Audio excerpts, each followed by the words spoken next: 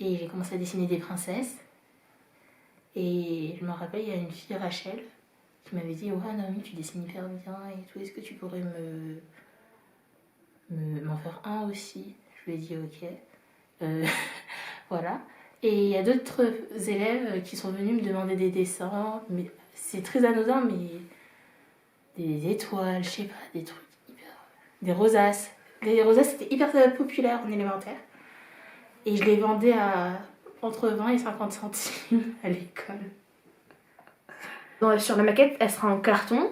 Pour l'entrée, je vais d'abord peindre en blanc. Après, je vais essayer de faire des petites taches de peinture colorées pour un peu transmettre de la joie parce que les passions, c'est ce qui anime une personne et tout. Du coup, après, à l'intérieur, ça sera tout blanc pour être neutre et comme ça va ressortir les peintures et tout. Et les tableaux, ça va dépendre des passions du coup. Et je vais même essayer de demander à d'autres personnes d'essayer de participer dans la planche parce qu'il y en avait qui voulaient me transmettre leur passion dans le musée que je vais faire du coup. Et pour présenter ma vie d'artiste, je vais faire à partir d'une BD qui va raconter l'histoire de la création de la maquette et tout. Donc elle va faire une exposition, il y aura 2 personnages qui vont faire ça. Mon projet, ce serait de faire une BD, entre guillemets, qui pourrait raconter mon quotidien jusqu'à l'œuvre finale, qui serait en fait une représentation d'un réseau social totalement absurde, avec plein d'infos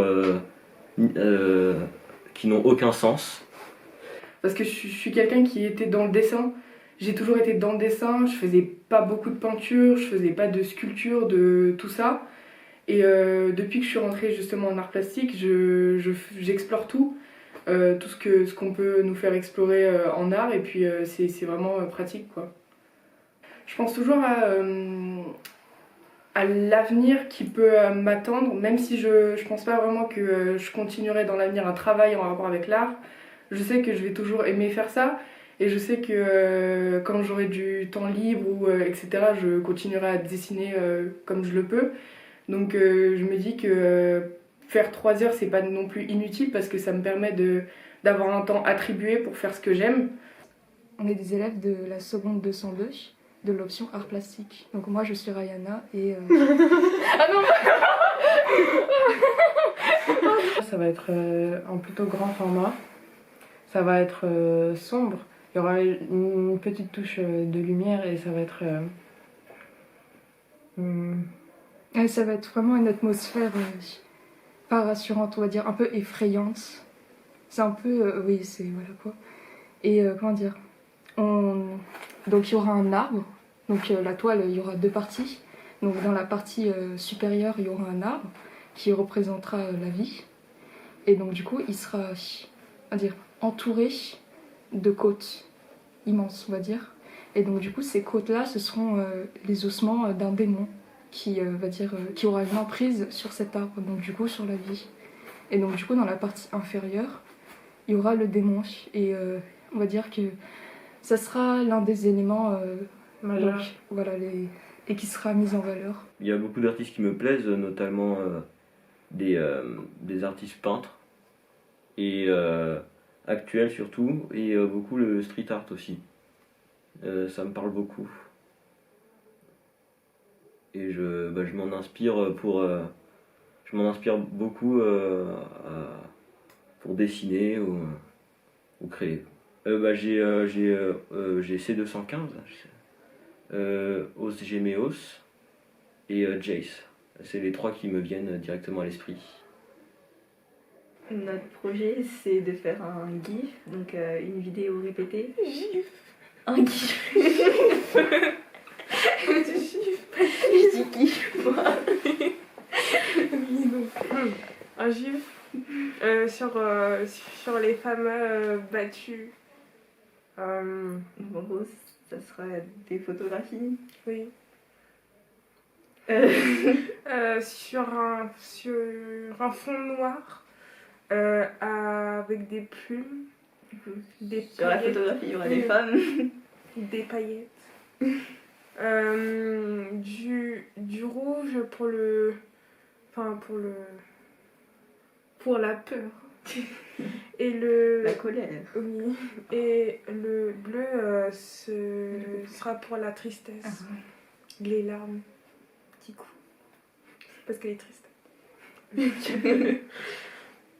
Ma mère a toujours fait beaucoup d'art. Elle faisait de la peinture, de l'aquarelle. Et aussi, elle fait beaucoup de meubles assez graphiques. Et du coup, ça m'a intéressée. Et c'est elle qui m'a beaucoup poussée à faire de l'art. Ma mère, ouais, je m'en souviens, lorsqu'on sortait pendant les week-ends, elle prenait toujours un crayon à papier et une feuille.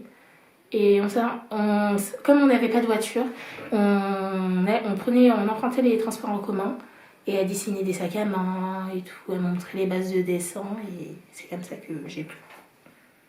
Et j'ai toujours été intéressée pour tout ce qui est l'art. L'art en général, pas seulement par exemple le dessin ou la peinture. Et je pense aussi que c'est parce que mes parents aussi ont été aussi attirés vers ça. Par exemple, ma mère aussi, elle dessine, elle est bijoutière, artisane, et du coup, je pense c'est ancré en moi. J'ai commencé à dessiner à 8 ans et j'ai jamais vraiment été inspirée par ma famille parce que personne ne dessinait ou quoi aux caisses. Je sais que mon père faisait de la musique, mais j'aime la musique, mais je dessine surtout niveau art. Et c'est quelque chose que j'apprécie faire, que je fais pendant mon passe-temps et pas parce que je suis obligée de le faire. Et quand j'ai vu l'option art plastique, j'ai sauté sur l'occasion. Womanisation. C'est quoi? Non, mais c'est la woman Ouais. et la mondialisation.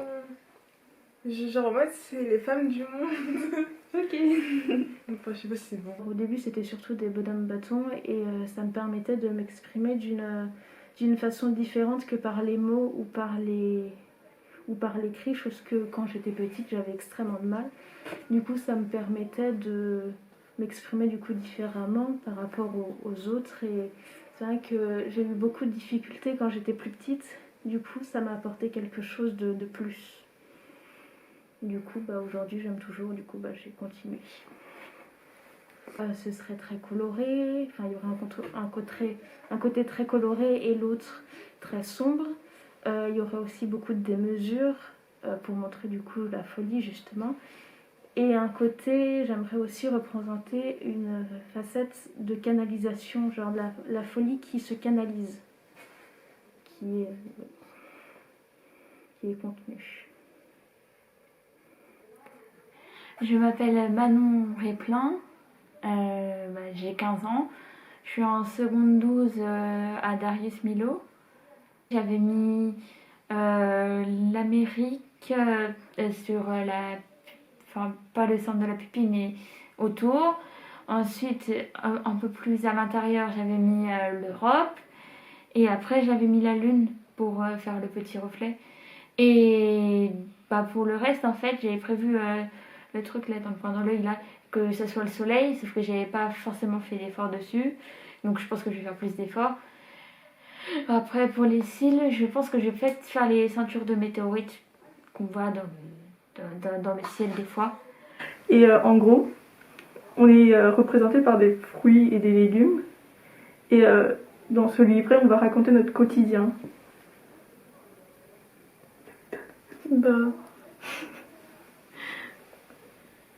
On va utiliser des stylos, mais on va pas vraiment faire des choses énormes, c'est juste des petits dessins comme ça. Comme si c'était une BD pour enfants, quoi. Le contenu, c'est pas vraiment pour enfants, mais les dessins, on va dire, Ils sont simples. Très simples. Le titre, ce serait Potato and Tomato. C'est une piscine remplie d'eau. On saute à peu près 2 mètres de haut, à peu près, recouvert de peinture. Et on plonge dedans, ensuite on nage un peu, histoire d'enlever un peu la peinture sur nous, et ensuite on sort de l'eau. Ouais. ensuite on regarde ce que ça fait. En fait, je vais prendre des photos de différentes amies à moi qui ont encore soit encore assez fins ou alors au contraire des formes généreuses ou juste encore beaucoup plus imposants. Je vais prendre des photos d'elles et je vais reproduire les photos avec des lignes en fait beaucoup plus simples et sans dessiner les visages. Juste peindre le visage de la couleur de la peau de la personne, mais pas faire les détails, pas les yeux, rien. Je trouve que ça nous touche quand même un petit peu tous, même si on n'est pas forcément fou. Il y a forcément à côté de nous qui je sais pas comment dire, mais qui genre c'est pas, enfin on peut pas être totalement normal. Il y a forcément une part de nous qui va être complètement folle, même si elle va pas forcément s'exprimer.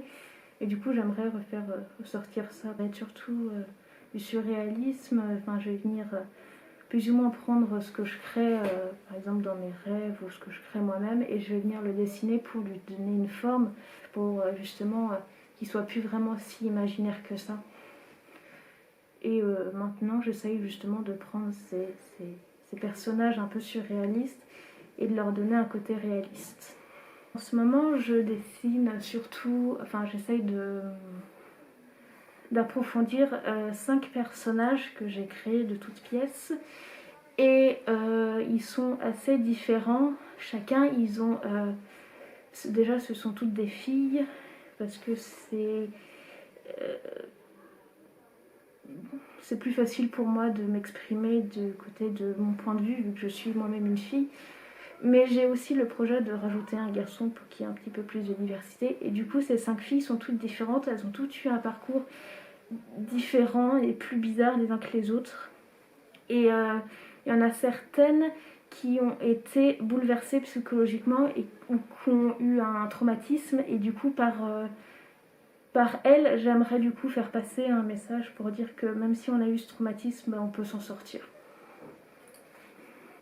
Déjà ça me relaxe et surtout ça me tient éveillé. quand je m'endors alors que je dois pas m'endormir par exemple, je dessine et ça me réveille et en plus ça me plaît, c'est une passion je dirais. Et je sais pas si ça m'apporte vraiment quelque chose mais je me dis que ça me plaît, c'est l'important. Ça me relaxe. Et comment dire, et c'est un peu comment dire, c'est épuisant aussi parfois parce que enfin moi on va dire c'est une tâche qui me relaxe et qui me fait penser à autre chose, on va dire, donc c'est assez agréable à faire. Moi c'est la même chose, c'est juste que j'aime pas qu'on m'impose vraiment des idées parce que j'en aurais pas envie de le faire en fait, et du coup c'est ça plutôt qui m'épuise. Du coup je préfère avoir mes propres idées, des choses que j'aime et les reproduire toutes seules comme ça. Quand je fais des dessins, je me sens libre parce que je vais pouvoir exprimer quelque chose que parfois personne ne voit et ça me fait du bien. C'est une sorte de liberté, c'est un peu une déconnexion par rapport à la réalité, on se sent vraiment nous-mêmes et le fait de pouvoir coudre et changer de tissu, changer de fil, etc., changer les couleurs, la matière, etc., personnellement, ça me permet de développer ma créativité et donc ça me libère et en même temps, je me sens beaucoup plus libre et beaucoup plus apaisée quand je fais ce que j'aime en fait. Alors moi, je suis partie sur un décor enfantin avec des toboggans, une prairie assez enfantine avec des fleurs, etc. Donc justement pour faire rappeler l'enfance, tout ça c'est un côté assez de rêverie, etc. Je pense que c'est important en tant qu'adolescent et ensuite futur adulte de aussi rappeler ce côté-là enfant. Dans les rêves, je pense qu'on a tous une part de nous qui veut forcément retourner en enfance. Et donc je vais travailler avec de la laine, donc je vais faire des fils pour ensuite les coller sur du carton et faire des toboggans, des visages avec des grands soleils, etc. Voilà. J'ai un personnage que j'ai créé qui s'appelle Tiki Tiki, qui est une personnage fille, c'est une femme oiseau, en fait, qui a des ailes et qui vole et qui arrive à se battre avec ses pieds qui ont des griffes, comme un aigle. Voilà, c'est ça. Moi, je voudrais bien faire un manga un jour. Voir une BD c'est pas mal non plus. J'aime beaucoup. Mais voilà, après il faut plus d'entraînement parce que là, mes personnages ressemblent un peu à rien, un peu déformés. Une BD, c'est plus avec des couleurs. Une BD, c'est pour plus les enfants un peu plus jeunes. Les mangas, c'est un peu plus vers les ados parce que c'est en noir et blanc, ça a il y a beaucoup de combats des fois sur les mangas, mais il y a beaucoup d'amour aussi. C'est plus des références d'adultes des fois, et du coup il faut réfléchir dans un manga, il n'y a pas que les regarder comme ça. Ça se lit pas d'une case à l'autre, non, c'est vraiment dans un sens unique. Quand j'étais petite, je dessinais pour faire passer le temps et c'était une envie que j'ai eue quand je regardais des films, des dessins animés. Et depuis, quand j'ai envie de m'exprimer ou je galère dans ma vie, je dessine pour faire passer le temps. J'essaie de faire ce que j'imagine, du coup, ça vient comme ça. Donc quand j'ai l'idée, je fais. Je suis l'artiste de la famille. J'aime bien Michel-Ange, j'aime bien sa fresque, là, la chapelle Sixtine. Et puis j'aime bien Monet et Van Gogh, j'aime bien, ouais. Voilà. Elsa Schiaparelli, qui explore justement, c'est ce que j'aime bien chez elle, qui n'a aucune limite, même durant son temps, et qui vraiment renouvelait son art tout le temps, constamment, et qui a testé de nouvelles choses. J'aime bien le travail de Jonathan Anderson, le directeur artistique de l'OEV, de sa marque du coup. Il y a aussi Olivier Roustin qui fait un travail excellent chez Balmain. Il y a, je sais pas vraiment d'exemples en tête, mais je sais que maintenant ça se développe beaucoup chez les jeunes qui créent leur marque avec des vêtements justement de seconde main qui sont découpés, réutilisés, collés, etc., cousus. Et je trouve ça très intéressant et en tout cas c'est ce qui m'influence le plus. Depuis longtemps, j'aime bien dessiner des tenues et j'ai toujours voulu les créer par moi-même. Du coup, je me dis qu'en art plastique, c'est l'occasion de vraiment la faire. De vraiment faire les tenues. Ce serait plutôt un ton clair pour représenter la bonne image qu'on doit avoir. Mais le bas serait plus noir pour représenter les douleurs qu'on a quand même parce qu'on n'est pas parfaite. Et une robe plutôt courte avec évasée vers le bas. Et plutôt basique parce que j'ai pas vraiment d'expérience en couture. Dans mon projet, je vais faire une BD où à la fin la personne elle la porte elle-même. Du coup, pour la montrer aux gens, elle la porte sur elle. Tout est relatif, faut pas forcément faire quelque chose de beau pour être un artiste, faut avoir de l'inspiration. C'est l'inspiration plutôt, c'est pas le talent, la beauté de ce que vous produisez, c'est plutôt l'inspiration et l'idée que vous avez derrière qui fait que l'art est beau. Mais tout est relatif. J'ai envie de créer une BD qui va pouvoir parler de l'amour et comme quoi la mort, ça va pas arrêter l'amour, même à l'au-delà, et que les émotions fortes, ça va permettre de faire continuer la relation que les deux personnes entretiennent. Donc c'est au moins pour donner une sorte d'espoir pour les gens. Et je vais utiliser de la peinture, des tissus si je peux, et peut-être écrire des mots parfois, un peu par là, par là. J'ai choisi une violence critique qui, dans mon projet, il y a une arme et elle est pas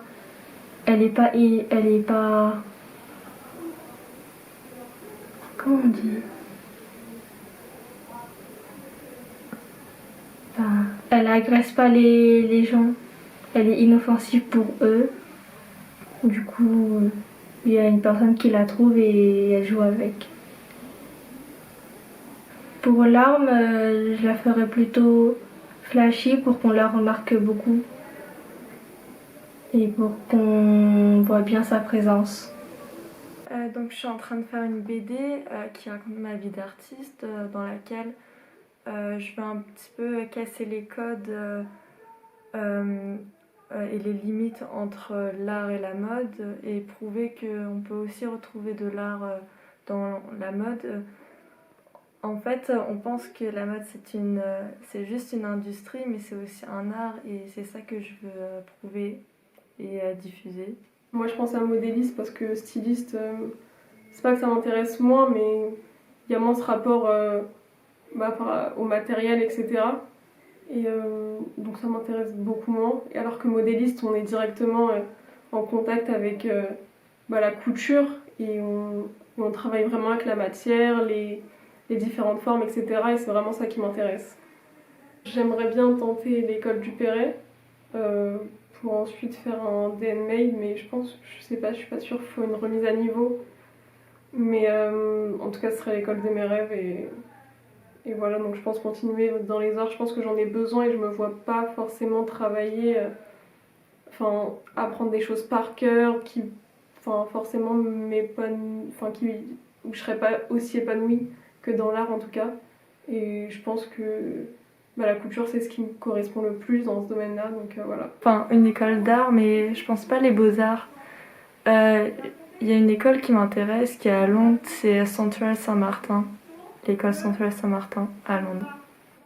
Il y a les matières qui sont proposées qui m'intéressent et les personnes qui en sont sorties aussi. Et je sais pas, et en plus c'est une des meilleures écoles d'art du monde, je crois la deuxième. Bah, je me vois dans un atelier, dans un atelier à peut-être prendre des commandes de particuliers.